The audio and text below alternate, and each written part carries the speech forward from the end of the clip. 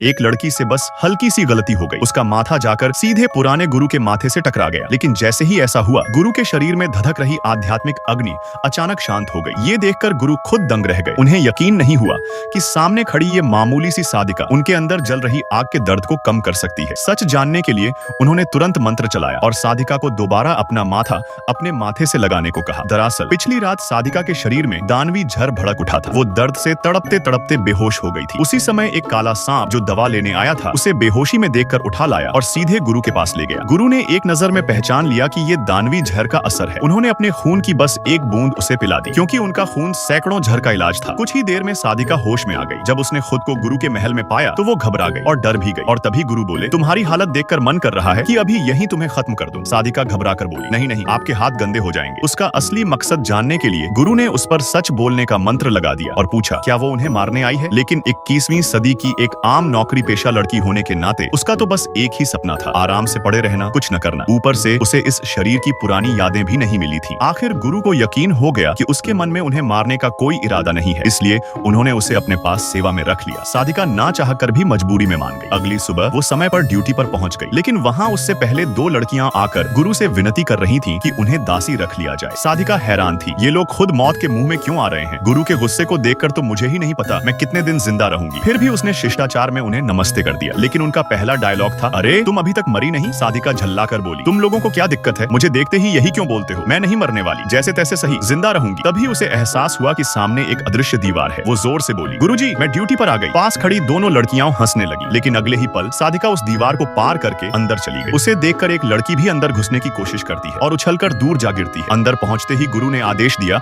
कि पूरे महल की 10 बार सफाई करो। जैसे ही गुरु गए, साधिका आराम से कामचोरी करने लगी। वो सोच रही थी कि इस दुनिया